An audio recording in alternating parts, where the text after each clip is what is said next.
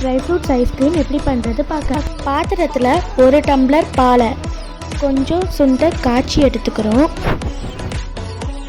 பால் நல்லா கொதிச்சு வந்திருக்கு. இப்போ நம்ம கார்ன்ஃப்ளவர் மாவை 2 டீஸ்பூன் ஆட் பண்ணிக்கலாம். கார்ன்ஃப்ளவர் மாவை கலந்து விட்டுக்கலாம்.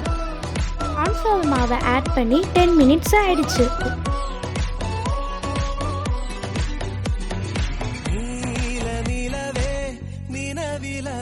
இப்போ நம்ம தேவையான சர்க்கரை கலந்துக்கலாம். சர்க்கரையை நல்லா கரையிற அளவுக்கு கலந்து விடலாம். ஃப்ளேவருக்காக கொஞ்சமாக வெண்ணிலா எசன்ஸ் ஆட் பண்ணிக்கலாம்.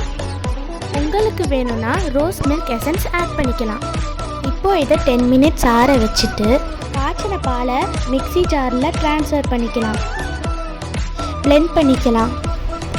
இப்போ இதை கப்பில் ட்ரான்ஸ்ஃபர் பண்ணி உங்களுக்கு தேவையான ட்ரை ஃப்ரூட்ஸ் ஆட் பண்ணிக்கலாம். இப்போ இதில் பாதாம், முந்திரி, கிஸ்மிஸ், டேட்ஸ்னா ஆட் பண்ணியிருக்கேன். இப்போ இதை ஃப்ரீசரில் 8 ஹவர்ஸ் வைக்கலாம்.